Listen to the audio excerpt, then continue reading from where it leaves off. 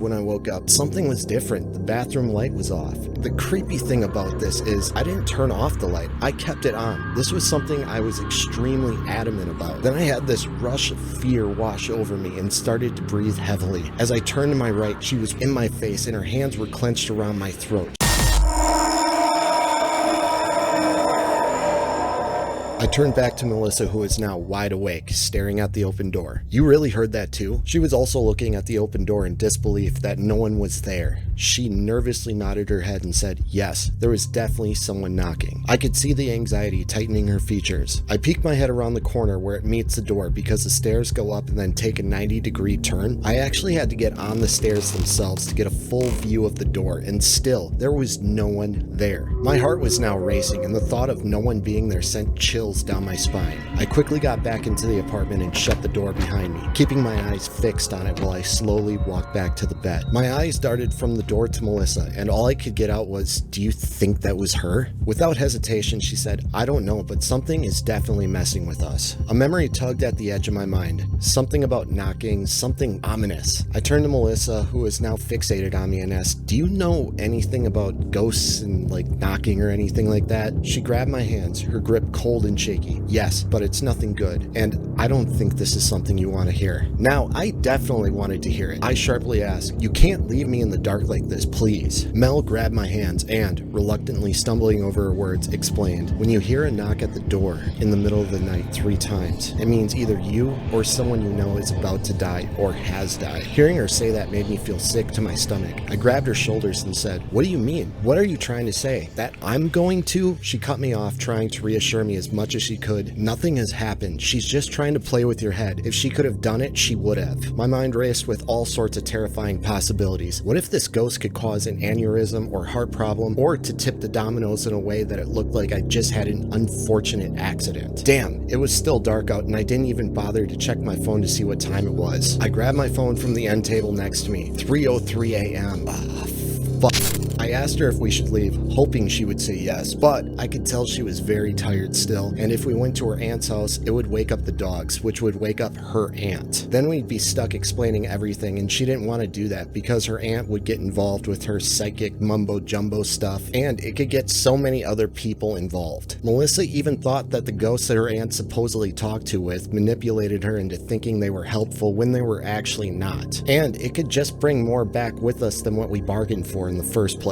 She'd brought this up before. Her aunt believed these things needed a little assistance to move on or whatever, but she said that her aunt invited too much in and never closed that door fully, so something even worse could just walk right in with her. I didn't like that answer, but I knew deep down it was the truth. Something attached to Melissa through her family had been following her and then followed me back here. There was no way in hell I'm inviting anything into this place where I was sleeping. I couldn't deal with anything else like this. She reassured me, I'm here with you, and nothing serious is going to happen while we're together. Look, we both need sleep, otherwise it's going to get harder for us to handle with no rest at all. I quickly shot back, I ain't doing this sober, so I went into the kitchen, grabbed some vodka out of the freezer, poured myself a good third of a glass, and popped 2 sleeping pills and slugged it down. The aftertaste was just another reminder of why I don't miss my early 20s. At this moment, I just needed to check out mentally, so I filled the glass again and slammed it. I stumbled back to bed, pulling Melissa close to me, waiting for the pills and the booze to work their magic. I woke up feeling like dog's ass the next day, and the sunlight peeking through the shades gave me an instant headache. But I got more sleep, I guess. I rolled over and saw Melissa there on her phone, scrolling through her Facebook feed, trying her best not to wake me. We both got dressed and ready to go over to her place because, quite frankly, I didn't have much to eat here. I actually hadn't been on top of it. Plus, before, I was living paycheck to paycheck, and her place was loaded. When we got there, it felt so good to finally sit down at her place and just be out of that damn apartment. We ate some more of that leftover chili. Man, she does a phenomenal job cooking, so it was extra hearty and filling. For the most part, it was a normal day. We talked about what happened and intermittently looked up what to do about everything that was going on, but it really felt good to have somewhat of a regular day, albeit kind of stressed out. On the downside, we didn't actually solve or fix anything. All the research we did only left us, well, me in particular, more confused about what was going on. But then, Something incredibly terrible happened. Melissa got a phone call. It was her work calling her in because some other people had called in sick, even though it was supposed to be her off day. Seriously? Why now? Of all the times, why the f now? The reason I was upset was that I couldn't stay with Melissa tonight at her aunt's place without her being there. This meant I had to go back to my apartment tonight, and not just a little bit later. I had to pretty soon. I was feeling extremely nauseous from just the thought that I had to be alone with that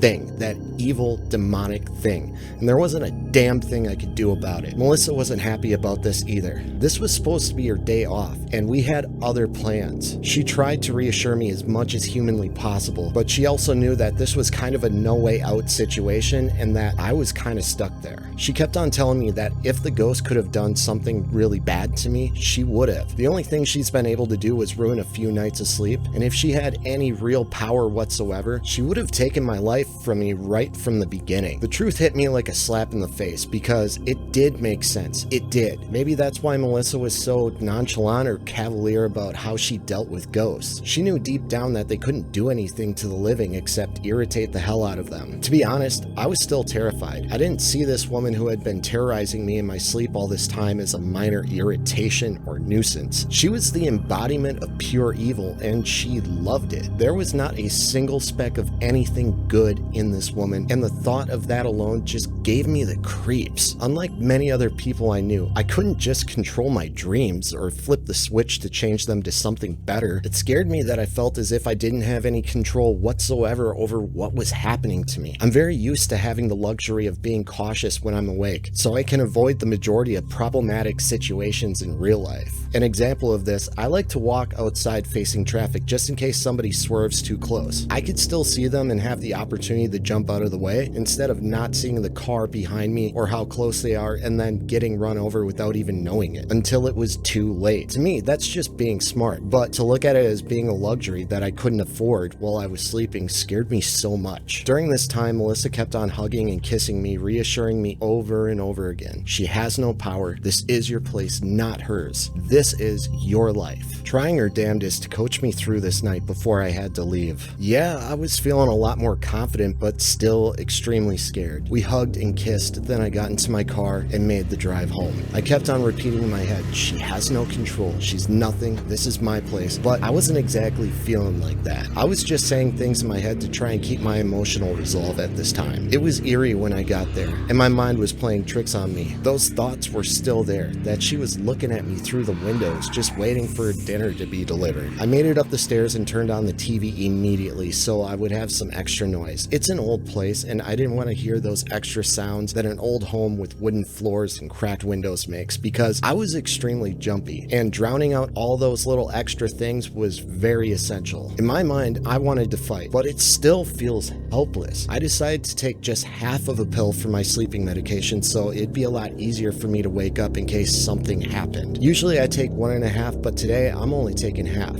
I had the bathroom light, the bedroom light, and the kitchen light on, all shining light into the makeshift bedroom, and the doors were wide open so I could get in as much light as possible. It just gave me comfort because being in the pitch black, even awake, did not make me feel good. Also, I forgot to mention this was kind of a broken down older part of town, so there were no street lights on this small strip of houses. There are ones on the ends of the street, but not the main strip, so the only light that could come in from the outside would be either the moon or the neighbor's lights, so it can get pretty dark. Having all these lights on was necessary to me. At some point I must have dozed off, and when I woke up, the TV was still on. I thought to myself, thank God the TV was off every single time, so that must mean she's not here. But something was different. The bathroom light was off, and I thought immediately, oh my God, the light must have burned out because I've been running them quite a bit, and I don't think the bulbs have been changed since I moved in. So I quickly got up, ran to the bathroom, and flipped the switch on the wall, and the lights went right on. The creepy thing about this is I didn't turn off the light. I kept it on. This was something I was extremely adamant about. Then I had this rush of fear wash over me and started to breathe heavily. As I turned to my right, she was right there. She was right there in my face, and her hands were clenched around my throat. She was in my face, taunting me,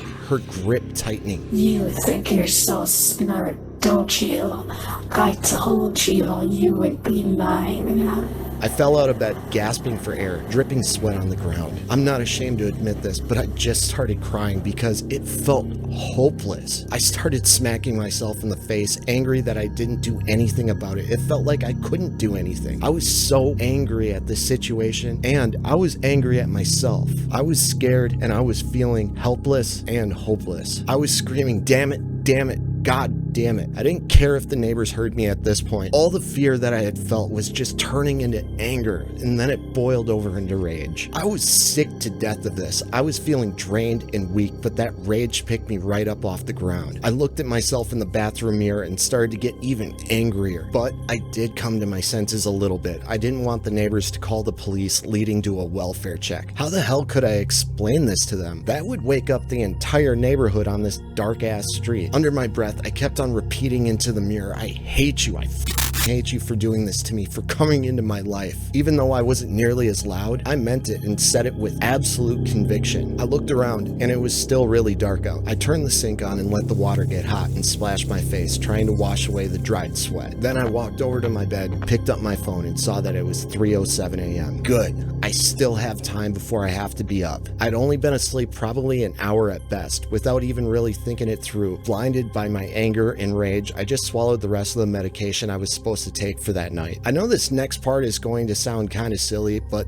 this is what I did. I took the katana that I won in a powerlifting competition, which was standing up in the corner, and a small bottle of holy water I had gotten from Melissa's aunt's house. I unsheathed the blade from its blue case and doused it with the holy water and myself. Unfortunately, there wasn't much of it. It was just a tiny flask, so if this does work, I hope it's enough. Then I sat there in my bed waiting for the pills to kick in, with the sword right next to me and my hand on it. I've had enough of this crap, and I'm not going down without a fight. If she has any real power, she would have taken my life from me. I knew deep down Melissa was right, and I was ready for a drag-out fight at this point. Let me emphasize, I was still scared. Don't get me wrong, but I felt at this point I had been pushed up against the wall, and there was nowhere else to go and nothing else I could do. I had to fight if I wanted to or not. This was my life, and I'm not going to let her come into my place and take any ownership of it, because this is mine, not yours. Mine. Even though I said this out loud, I was still kind of using discretion for the neighbors. I didn't need the cops coming over while I'm holding a freaking katana. No thanks. I'm not quite ready to go to the loony bin just yet. I made sure to text Melissa before I went to bed. I told her I planned on fighting back and that I wished her to have a good night at work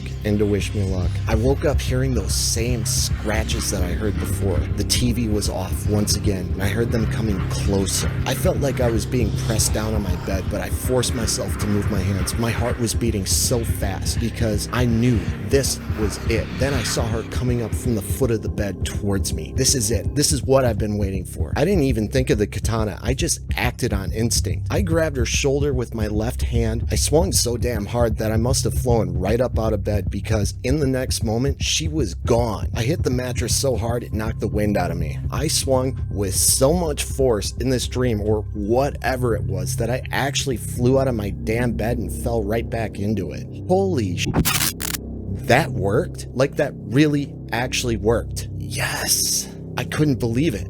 Melissa was so right about this whole situation. All I had to do was stand up for myself. It felt so good. As the days went by, I could tell that she was outside the apartment, unable to get in. I could hear her scratching and sometimes see her peering through the windows. Then slowly, over the course of weeks and months, she was finally gone. Now, I'm not afraid of the dark, and I'm able to sleep with the lights off. My advice to you, if you are dealing with this or something similar, don't let it control your life or dictate what you do. These things feed off of your fear. They're counting on it. Don't listen to him.